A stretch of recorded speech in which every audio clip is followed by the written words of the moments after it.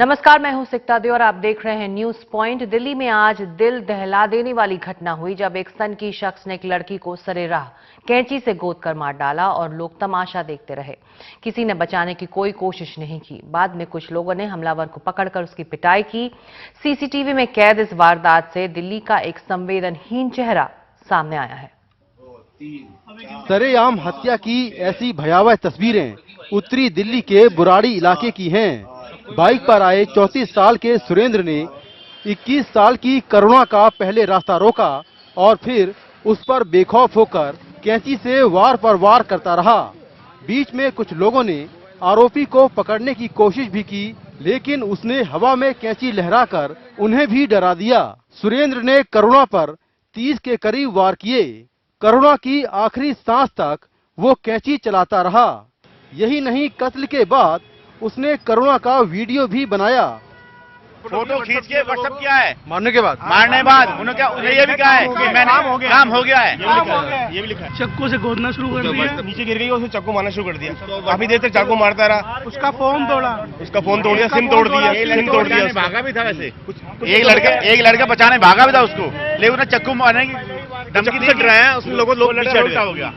लड़की की मौत के बाद इलाके के लोग एक्शन में आए और उन्होंने सुरेंद्र को गुस्से में जमकर पीटा। घायल सुरेंद्र फिलहाल अस्पताल में भर्ती है। वहीं इलाके के लोग पुलिस पर भी गंभीर लापरवाही के आरोप लगा रहे हैं। देखा तो वो सांस ले रही है, तब तक मैंने बोला है ऑटो रुको, इसको ले जाओ। 102 को फोन किया, नहीं आया, अभी तक नहीं आया होगा। आ गए, अब आके क्या करेंगे? पब्लिक को ले जाएंगे ये। पुलिस के मुताबिक आरोपी लड़की के पड़ोस में ही कंप्यूटर सेंटर चलाता है। एक प्राइवेट स्कूल में टीचर लड़की करीब 1 साल पहले कंप्यूटर सेंटर में जाती थी। तभी से शादीशुदा सुरेंद्र लड़की से एक तरफा प्यार करने लगा और उसे परेशान करने लगा। लड़की के भाई का ये कहना है कि 5 महीने लगभग मार्च अप्रैल में इन्होंने जब ये लड़का लड़की को तब तंग करता था तो पुलिस में शिकायत करी थी, जिसमें दोनों के परिवार पुलिस स्टेशन में बुलाए गए थे और दोनों ने आपसी रजामंदी से फैसला कर लिया था कि आज के बाद से लड़का नहीं तंग करेगा। उन्होंने कंप्लेंट भी की थी एक बारी, और जो लड़के के जो मम्मी पापा है उनको भी बोला था उन लोगों ने कि आप अपने लड़के को संभाल लीजिए, तो उन्होंने मना कर दिया कि हाँ हम देख लेंगे। उन्होंने ऐसे बोल के बंद कर दी बात। पुलिस ने आरोपी सुरेंद्र को गिरफ्तार कर लिया है। आरोपी का पिता दिल्ली पुलिस में सब इंस्पेक्टर रहा है। फिर कोई गली या सड़क होगी, फिर कोई लड़की होगी और फिर कोई हमलावर होगा। दिल्ली में महिलाओं की सुरक्षा की यही कहानी है और कार्रवाई हमेशा की तरह बाद में ही होती है। नई दिल्ली से कैमरामैन सुशील लाठी के साथ मैं मुकेश सिंह, एनडीटीवी इंडिया। इस घटना के बाद सवाल कई हैं। सवाल ये भी कि आखिर दिल्ली में लड़कियां खुद को कितना सुरक्षित महसूस करती हैं और अगर कोई खतरा या परेशानी होती है तो वो दिल्ली पुलिस के सुरक्षित दिल्ली के दावे पर कितना भरोसा करती हैं। राजधानी की सड़कों से हमारी संवाददाता सांत्या डूडी की ये रिपोर्ट। दिल्ली में 21 साल की जिस लड़की का बेरहमी से एक शख्स ने कत्ल किया, उसे लेकर पुलिस का कहना है कि वो लड़की का पीछा कर उसे परेशान करता था। पर सवाल है कि दिल्ली की स्कूल कॉलेजों की लड़कियां क्या करती हैं या करेंगी जब कोई जाना या अनजान शख्स स्टॉकिंग से उन्हें परेशान करता है। लेकिन अभी अगर मुझे लगता है कि कोई मुझे स्टॉक कर रहा है तो सबसे पहले मैं अपने मम्मी पापा को इन्फॉर्म करूंगी। Take some action like pepper spray और something, I call for help. Police की मदद को शायद किसी भी लड़की ने पहले कदम के तौर पर नहीं चुना। आखिर क्यों? आई डोंट फील कंफर्टेबल अपनी दिल्ली की पुलिस को जाकर बताने के लिए, क्योंकि मुझे ऐसा लगता है कि दे जज मी एज अ पर्सन कि अच्छा तुमने ऐसे कपड़े पहने होंगे इसीलिए वो तुम्हें स्टॉक कर रहा है। अगर हम उन्हें कह रहे हैं हमारी कंप्लेंट फाइल करो या हम उन्हें अपना सीन बता रहे हैं कि हमारे साथ ये हुआ, तो आधा टाइम तो वो खिले और मतलब मजाक में ही बात को टाल देते हैं। अगर उन्हें मैं कॉल भी करती हूँ तो उनका पहुँचने में इतना टाइम लगेगा, तब तक सब कुछ हो भी चुका होगा। हालांकि दिल्ली पुलिस की स्टॉकिंग के खिलाफ लड़कियों की मदद के लिए हेल्पलाइन भी है, लेकिन इस वक्त को लेकर कुछ तय नहीं कि पक्के तौर पर मदद कितनी देर में पहुंच ही जाएगी। वो होल्ड पर ही जाते हैं हमेशा, वो पता नहीं चलता भी है या नहीं, आई डोंट नो। दिल्ली को महिलाओं के लिए सुरक्षित बनाने के लिए दिल्ली पुलिस ने कई सारे दावे किए हैं। कई सारी हेल्पलाइन नंबर्स भी लॉन्च हुए और कई सारी मोबाइल एप्लीकेशन भी लाई गई हैं, लेकिन उसके बावजूद भी आज भी दिल्ली पुलिस दिल्ली की बेटियों के मन में वो भरोसा नहीं पैदा कर पाई है, जिसके चलते दिल्ली की ये लड़कियां मुसीबत के उस वक्त में दिल्ली पुलिस के पास जाएं जब उन्हें पुलिस की मदद की सबसे ज्यादा जरूरत है। नई दिल्ली से कैमरा पर्सन रमेश त्रिपाठी के साथ सांत्या डूडी, एनडीटीवी इंडिया। और खबर उत्तर प्रदेश की। अखिलेश यादव के अमर सिंह को बाहरी आदमी करार देने के बावजूद मुलायम सिंह यादव ने आज उन्हें राष्ट्रीय महासचिव बना दिया। अखिलेश यादव ने अभी पिछले शनिवार को ही कहा था कि वो अब उन्हें अंकल नहीं कहेंगे। इससे पिता बेटे के बीच खाई और चौड़ी हुई है। उधर अखिलेश और शिवपाल के बीच अब सुलह की कोशिश शुरू हुई है। दोनों में विवादित मुद्दों पर बातचीत भी हुई। ये खत बहुतों पे बिजलियां गिरा गया होगा, खासकर उन सब पे जिन्हें उम्मीद थी कि अखिलेश के सख्त रुख के बाद अब अमर सिंह को बाहर का रास्ता दिखा दिया जाएगा। लेकिन बाप तो फिर बाप ही ठहरे। वह भी तब जब बेटे से पूछा गया कि वो अब अमर सिंह को अंकल नहीं कहेंगे, तो उनका जवाब कुछ यूं था। आज से ये बंद, आज से ये बंद। यही नहीं, यादव परिवार की हालिया जंग के बीच मुलायम के चचेरे भाई रामगोपाल ने तो यहां तक कह दिया कि नेताजी की शराफत का फायदा उठा के अमर सिंह पार्टी तोड़ रहे हैं। जो व्यक्ति पार्टी के हित में रुचि नहीं रखने वाले हैं, वे व्यक्ति नेताजी की सरलता का लाभ उठाकर पार्टी का नुकसान करने पर आमादा हैं शुरू से ही। वो तो कहते ही रहे कि मैं नुकसान करूंगा। लेकिन जिन अखिलेश और शिवपाल के समर्थक सड़कों पे ललकार रहे थे, अब उनमें बातचीत शुरू हुई है। आज यूपी की कैबिनेट मीटिंग के बाद अखिलेश और शिवपाल के बीच करीब पौन घंटे तक परिवार के विवादित मुद्दों पे बातचीत हुई। जिन मुद्दों पे बातचीत हुई उनमें अखिलेश के करीबी नेताओं की बर्खास्तगी, उनकी जगह नए नेताओं की नियुक्ति, परिवार में अमर सिंह का रोल, अमर सिंह को लेकर अखिलेश यादव के अंदेशे, मुलायम सिंह के डीए केस में उनकी भूमिका, स्टेट गेस्ट हाउस कांड मुकदमे में उनका रोल, बिहार चुनाव के महागठबंधन टूटने की वजह वगैरह शामिल हैं। यही नहीं, आज पहली बार कैबिनेट पे ब्रीफिंग में अखिलेश के साथ शिवपाल भी शामिल हुए। तो मैं इतना ही कहना चाहूंगा आप तमाम साथियों के सामने और प्रदेश की जनता के सामने और पार्टी के जितने भी हमारे नेता और पदाधिकारी हैं उनके सामने, ये समाजवादी परिवार जैसा पहले था वैसा ही है। समाजवादी पार्टी दफ्तर के पास एक चाय खाने पे कुछ लोग अमर सिंह को लेकर हंसी मजाक कर रहे थे। वो कह रहे थे कि सौतेली मां को लेकर के तो बाप का ऐसा अड़ियल रुख बहुत बार देखा है, लेकिन सौतेले अंकल को लेके ऐसा रुख कभी नहीं देखा। बहरहाल जो भी हो रहा है वो बाप बेटे के बीच में खाई बढ़ाने वाला है और जाहिर है कि पार्टी के लिए भी नुकसानदेह है। लखनऊ में कैमरामैन रमेश वर्मा के साथ कमाल खान, एनडीटीवी इंडिया। और कमाल खान इस वक्त हमारे साथ हैं, चलते हैं सीधे उनके पास। कमाल, अखिलेश यादव ने तो साफ कर दिया था कि उन्हें अमर अंकल की जरूरत नहीं है। ऐसे में अमर सिंह की जरूरत इस वक्त समाजवादी पार्टी में किसको है? देखिए, ये मुलायम सिंह के दिल का मामला है और मुलायम सिंह को है, क्योंकि एक बार मुलायम सिंह ने कहा था कि हम दो जिस्म एक जान हैं, और अभी पिछले के पिछले साल मुलायम सिंह ने एक पब्लिक मीटिंग में भाषण देते हुए बोलते हुए कहा था कि सिर्फ एक शख्स था जो मेरी आंख के इशारे समझता था, मैं बोलता भी नहीं था कि वो समझ जाता था कि मैं क्या कहना चाहता हूं। तो वो पिछले 20 साल से उनका साथ है। वो मुलायम सिंह के सबसे करीबी आदमी रहे हैं, कई लोग कहते हैं उनके राजदार भी रहे हैं। तो ये मुलायम सिंह उनकी पसंद है। दूसरे, दरअसल मुलायम सिंह की एक सोच थोड़ी अलहदा है। पिछले दिनों उन्होंने पार्टी के कार्यक्रम में कहा था कि पार्टी चलाना बिल्कुल शिवजी की बारात की तरह है, इसमें बहुत तरह की सोच और बहुत भांति भांति के लोग होते हैं। कोई जरूरी नहीं है कि आपका मन दूसरे से मिलता हो, आपकी सारी सोच एक दूसरे से मिलती हो। और उनका कहने का मतलब यह था कि आप पार्टी चलाने के लिए अपने क्लोन नहीं पैदा कर सकते हैं, लेकिन ये ह्यूमन रिसोर्स मैनेजमेंट इसी तरह होता है कि एक कॉमन एजेंडे के लिए आप बहुत तरह के लोगों को एक प्लेटफॉर्म पे ले आते हैं। तो अमर सिंह की बहुत तरह की उपयोगिता है। जैसा अखिलेश पिछले दिनों जब अमर सिंह को लेकर अखिलेश यादव और रामगोपाल यादव ने बयान दिया, तो शिवपाल जी ने कहा था कि देखिए ऐसा है, हर आदमी की कुछ अच्छाइयां भी होती हैं और उनकी कुछ उपयोगिता होती है, उसके ऊपर भी ध्यान देना चाहिए बजाय नेगेटिविटी के। तो वो मुलायम सिंह की पसंद है, मुलायम सिंह के बहुत करीबी आदमी हैं और मुलायम सिंह ने ही उन्हें राष्ट्रीय महासचिव आज बनाया है। मुलायम सिंह की पसंद है अमर सिंह, और देखना होगा कि अब मुख्यमंत्री के साथ उनकी कैसे पटरी बैठती है। बहुत शुक्रिया कमाल इस अपडेट के लिए लखनऊ से। और अब खबर भारत पाकिस्तान की। न्यूयॉर्क पहुंचे पाकिस्तानी प्रधानमंत्री नवाज शरीफ उड़ी हमले पर पूछे गए सवाल से भाग खड़े हुए। वो वहां संयुक्त राष्ट्र आम सभा में कश्मीर मुद्दे को हवा देने पहुंचे हैं। इस बीच भारत भी दुनिया के मंच पर पाकिस्तान को ज्यादा कारगर ढंग से घेरने की तैयारी में है। न्यूयॉर्क में उड़ी पर पूछे गए सवाल से बचते नवाज शरीफ। पठानकोट हमले के बाद प्रधानमंत्री नरेंद्र मोदी से फोन पर बात कर जांच में मदद का भरोसा देने वाले शरीफ ने उड़ी जैसे बड़े आतंकवादी हमले की निंदा तक करना मुनासिब नहीं समझा। इतना ही नहीं, पाकिस्तान के विदेश सचिव एजाज अहमद चौधरी की प्रेस कॉन्फ्रेंस से एनडीटीवी की पत्रकार नम्रता बराड़ को इंडियन को निकालो कहकर बाहर निकाल दिया गया। पाकिस्तान का ये रवैया बताता है कि वो कितनी बौखलाहट में है। इस बीच भारत के विदेश सचिव एस जयशंकर अपना विदेशी दौरा बीच में ही छोड़कर मंगलवार को गृह मंत्रालय में हुई बैठक में शामिल हुए। उड़ी से मिले सबूतों के आधार पर भारत पाकिस्तान को घेरने की तैयारी में है। 26 सितंबर को विदेश मंत्री सुषमा स्वराज संयुक्त राष्ट्र आम सभा में भाषण देंगी तो पाकिस्तान का असली चेहरा दुनिया के सामने रखेंगी। मांग पाकिस्तान पर पाबंदियों की भी होगी।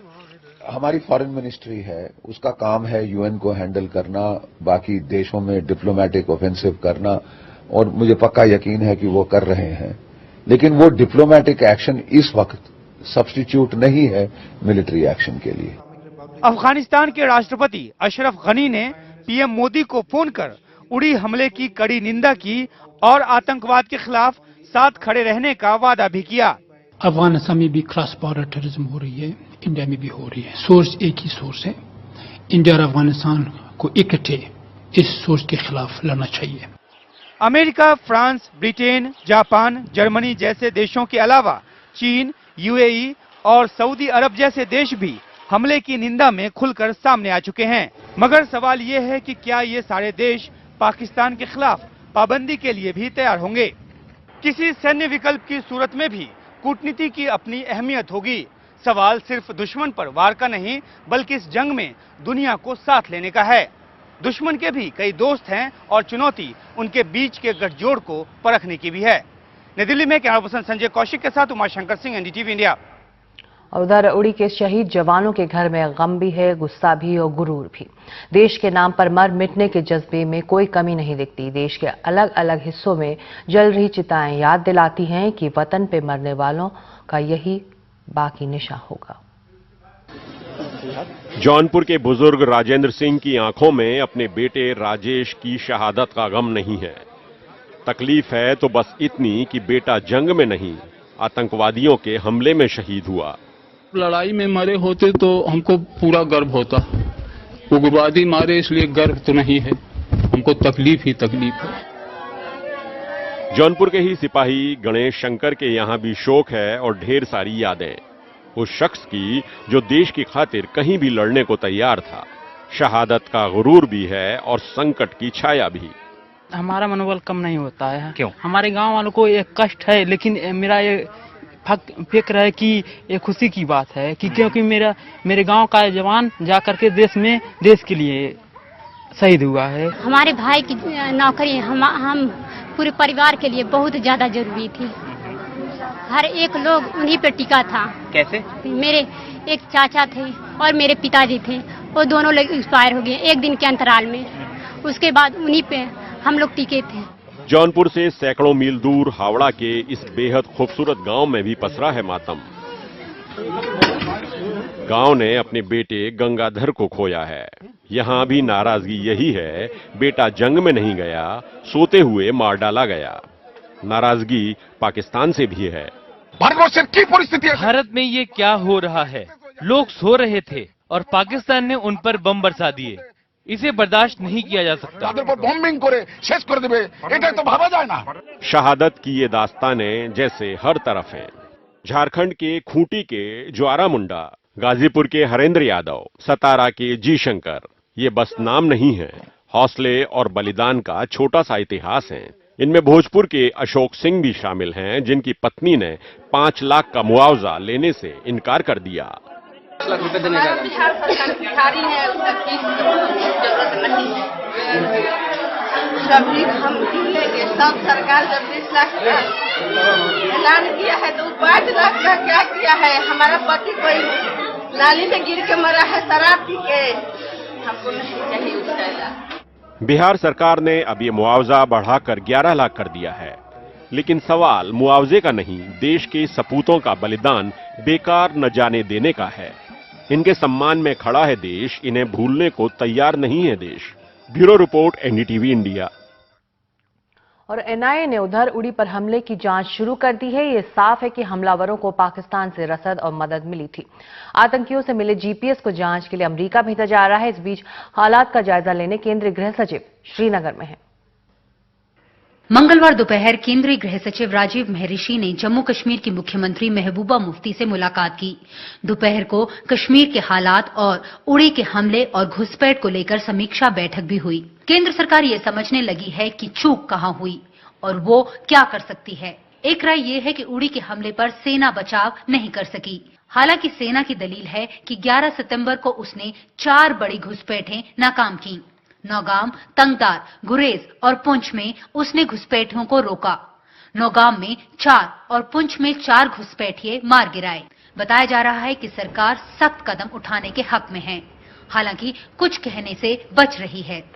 ये बहुत ही सीरियस मामला है जिसमें इतने लोगों का जाने गए हैं। इसमें देश में सेंटिमेंट से लोगों का जीव भरा हुआ है। बहुत ही ऐसा स्थिति में है जहां सब एक्सपेक्ट करता है कि कुछ कार्रवाई करे, लेकिन ये ऐसा चीज नहीं है कि कोई घोषणा करके कार्रवाई करे।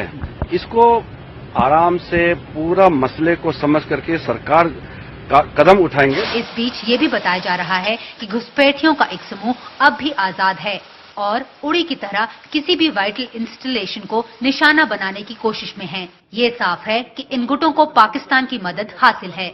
उड़ी की जांच में जुटे एनआईए को फौज ने आतंकियों से बरामद जो सामग्री सौंपी है उसमें पाकिस्तान के निशान वाले ब्रुफेन, जूस, ओआरएस और नमकीन है। साथ ही पाकिस्तान की करेंसी भी है। बताया जा रहा है कि आतंकियों के द्वारा इस्तेमाल जीपीएस सिस्टम को जांच के लिए अमेरिका भेजा जा सकता है, क्योंकि इसके कई डेटा मिटाए गए हैं। ये पहली बार नहीं है जब भारत ने अमेरिका की मदद ली है।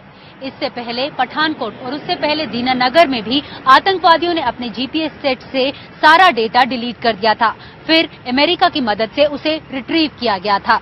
इधर रॉ का कहना है कि अभी इस तरह की उन्हें इनपुट्स मिल रही हैं कि एक और फिदायीन दस्ता है जो आने वाले दिनों में कुछ बड़ा काम कर सकता है। यही वजह है कि पूरी घाटी में रेड अलर्ट घोषित किया हुआ है।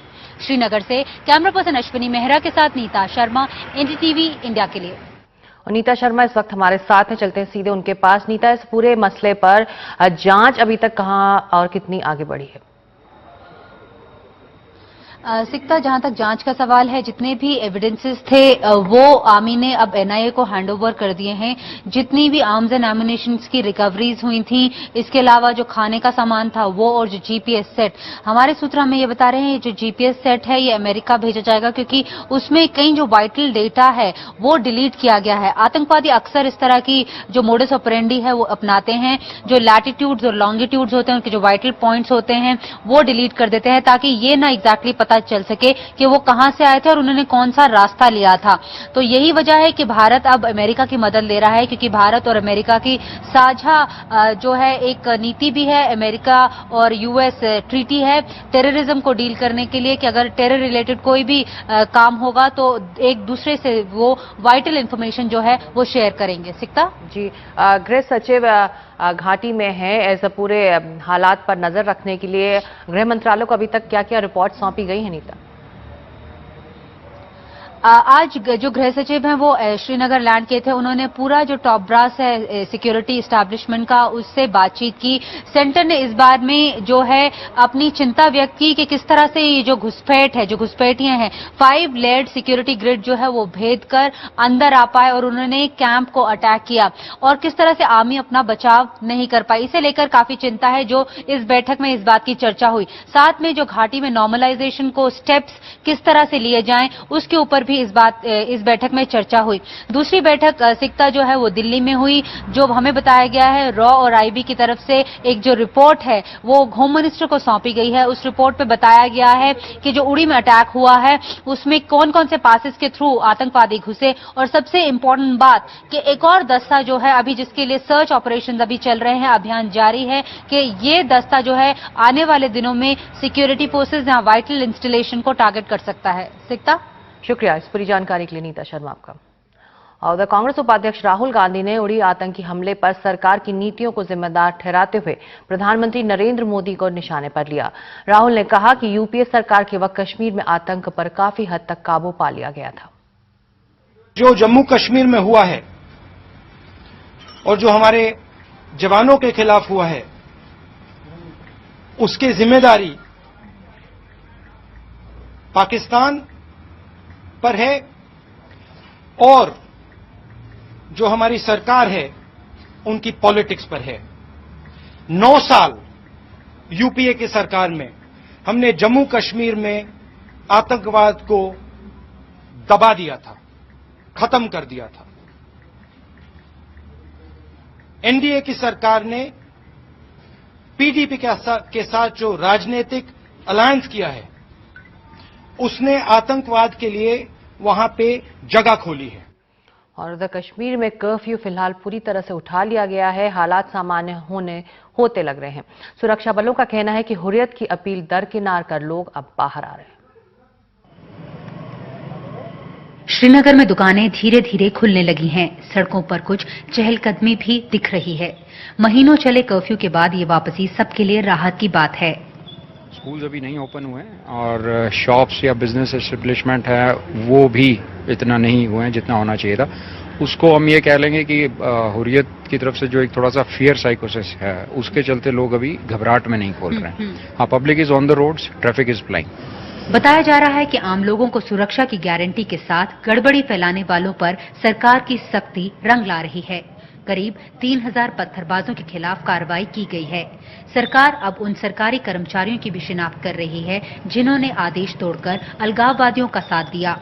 इधर उड़ी पर हुए हमले ने भी पाकिस्तान के खिलाफ माहौल बनाया है। सब इस हमले की निंदा कर रहे हैं।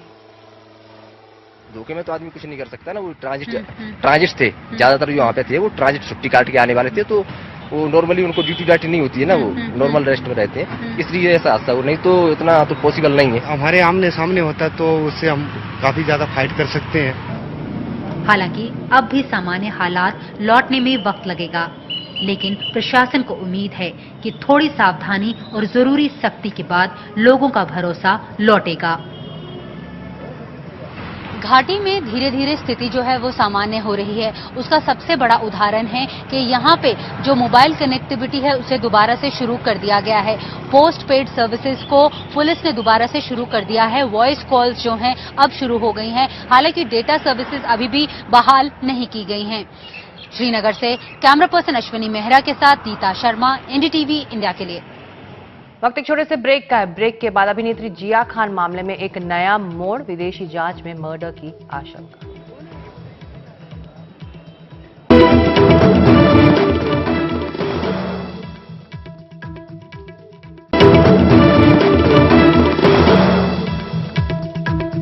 कावेरी के मामले में कर्नाटक सरकार को सुप्रीम कोर्ट से झटका लगा है। कोर्ट ने कहा है कि 27 सितंबर तक कर्नाटक सरकार तमिलनाडु को 6000 क्यूसेक पानी दे।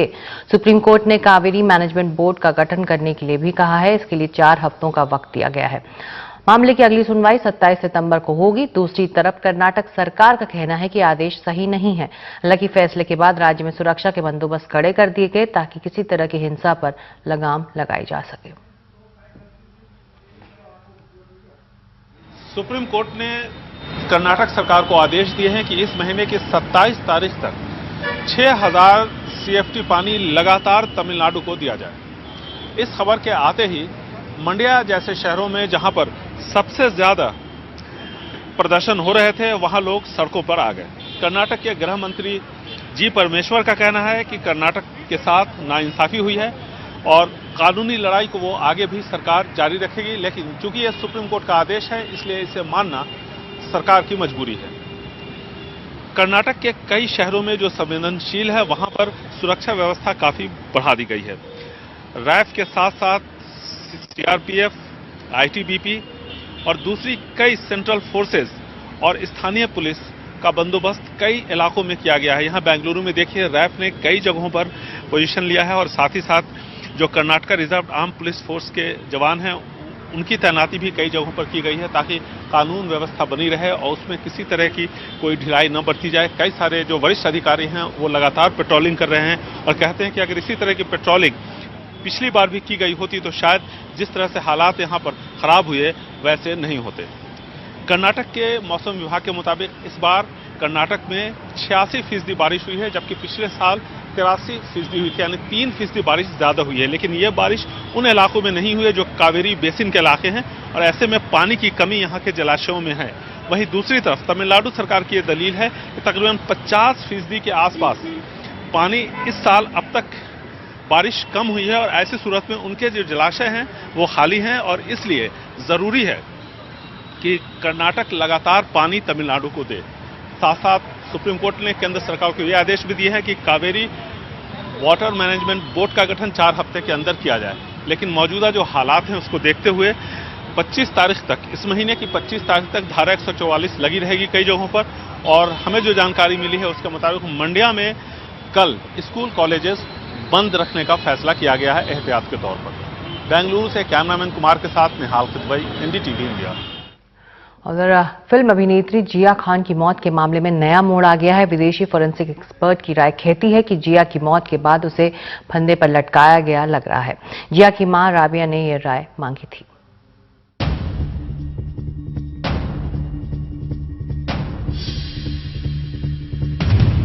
ये 3 तस्वीरें जिया खान की हैं। इनके आधार पर लंदन के फोरेंसिक एक्सपर्ट जे पाइने को लगता है कि जिया की खुदकुशी से हुई मौत की थ्योरी पर कई सवाल हैं। होठ पर बने ये निशान खुदकुशी के दौरान दांत से होठ खींचने से नहीं बन सकते। वो हाथ से मारने या फिर जोर से मुंह बंद करने की वजह से हुआ होगा। सरकारी फोरेंसिक एक्सपर्ट ने ठुड्डी के नीचे बने निशान को दुपट्टे की गांठ से बना बताया। लेकिन पाइने के मुताबिक अंडे के आकार का यह निशान किसी भोथरे हथियार या सामान का है। सरकारी एक्सपर्ट बांह पर बने इस निशान को पोस्टमार्टम की वजह से आया बताते हैं, जबकि निजी रिपोर्ट में इसे मौत से पहले किसी के जबरन पकड़ने का नतीजा बताया है। ऐसे में जेम्स का मानना है कि जिया की मौत को खुदकुशी का रूप दिया गया है। ये इंजरी मार्क है और ये मसलन दुपट्टा है। अब आप बताइए, ये सॉफ्ट दुपट्टा और ये इतने हार्श मार्क्स। मैं जवाब चाह रही हूँ, मैं सच चाह रही हूँ।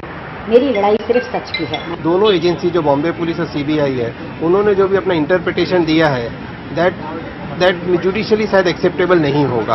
अपेरेंटली बिकॉज बहुत सारी इंजरीज हैं जो डेड बॉडी पे दिख रही हैं जो उन्होंने एक्सप्लेन नहीं की है। और जो इंजरीज है एक्चुअली जो थियरी होती है मारामारी की, जिस टाइम घटना भी शायद उससे उनके मारामारी की गई थी उससे मैच होती है, तो शायद ये केस मर्डर में चला जाएगा।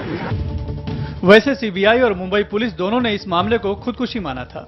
जिया को खुदकुशी के लिए उकसाने के आरोप में अभिनेता आदित्य पंचोली के बेटे और जिया के दोस्त सूरज की गिरफ्तारी भी हो चुकी है। अभिनेत्री जिया का शव 3 जून 2013 को उनके फ्लैट में फंदे से लटकता मिला था। पहले जुहू पुलिस मामले की जांच कर रही थी, लेकिन राबिया खान की मांग पर बॉम्बे हाईकोर्ट ने जांच का जिम्मा सीबीआई को सौंप दिया। सवाल है, भारतीय और विदेशी फोरेंसिक एक्सपर्ट की राय में इतना अंतर क्यों? इस रिपोर्ट को अगली सुनवाई में कोर्ट के सामने रखा जाएगा, इसलिए उसके पहले इसकी कानूनी वैधता पर फिलहाल कोई टिप्पणी कर पाना मुश्किल है। मुंबई से कैमरामैन आनंद मलेपू के साथ सुनील सिंह, एनडीटीवी इंडिया के लिए। वक्त एक छोटे से ब्रेक का। ब्रेक के बाद जानेंगे क्या बदलेगा अब प्रधानमंत्री के घर का पता।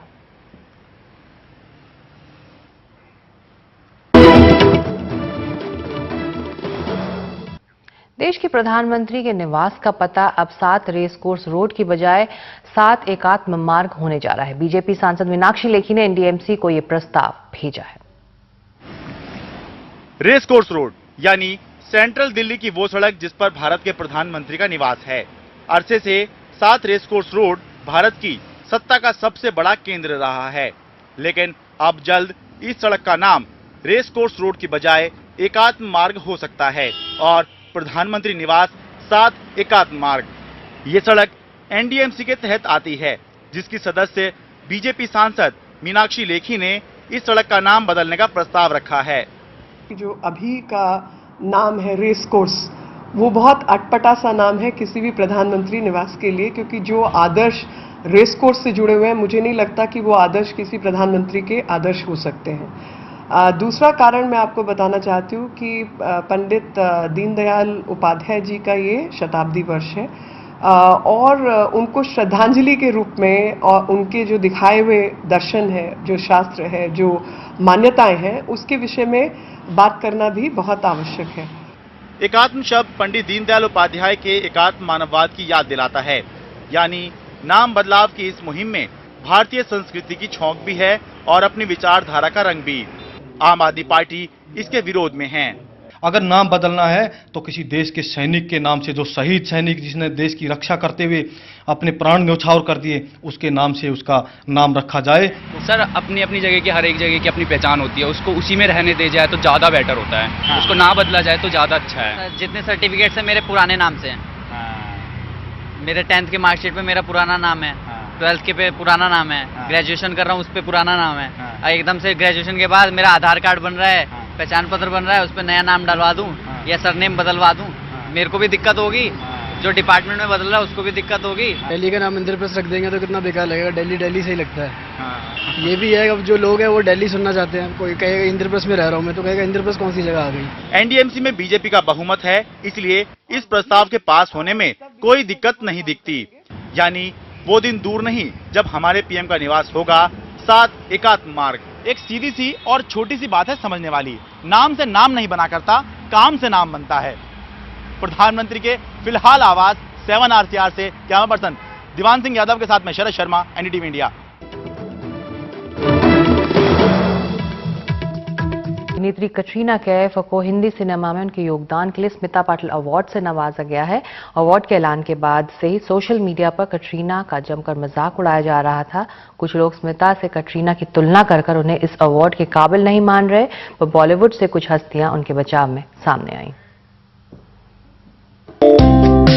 इस साल प्रियदर्शनी एकेडमी की 32वीं एनिवर्सरी के मौके पर स्मिता पाटिल पुरस्कार से कैटरीना कैफ को सम्मानित किया गया। अक्सर अपने अभिनय के लिए तीखी प्रतिक्रिया हासिल करने वाली कैटरीना को इस बार भी वही सुनना पड़ा। सोशल मीडिया पर मजाक उड़ने लगे कि कैटरीना को कैसे मिल रहा है स्मिता पाटिल के नाम से पुरस्कार। बॉलीवुड से एक अभिनेत्री पूनम ढिल्लन ने कैटरीना का पक्ष लिया और इस प्रश्न का उत्तर भी दिया। This is for cinema as a broad spectrum, and I think Katrina. ये अवार्ड सिनेमा के लिए है और सिनेमा में कटरीना की मौजूदगी और उनके काम को कम नहीं आंका जा सकता। She has come not from a filmy background. वो फिल्म बैकग्राउंड से नहीं है और उन्होंने जो भी हासिल किया है अपने दम पर हासिल किया है। Position on her own hard work. वहीं कैटरीना कैफ ने इस पुरस्कार को पाने के बाद सबका शुक्रिया अदा किया।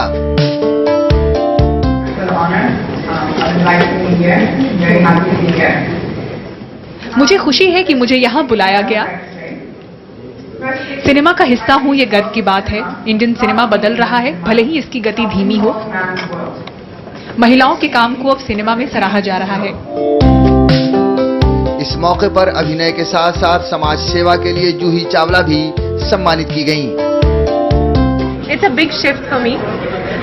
For all my life, for all of my grown-up years, I just was acting. Today I'm being recognized for something totally different. I find it very humbling. और मुझे ये दिल से पता है कि ये मैं अकेले नहीं कर रही हूँ। मेरे साथ कुछ लोग हैं जो जुड़ के इस काम को आगे लेकर जा रहे हैं। When I sleep at night, I feel good about myself. That's what I'd like to say. पिछली लगातार फ्लॉप फिल्मों के बाद इस तरह के पुरस्कार शायद कैटरीना को हौसला दें और अच्छा काम करने के लिए। मुंबई से इकबाल परवेज की रिपोर्ट, एनडीटीवी इंडिया।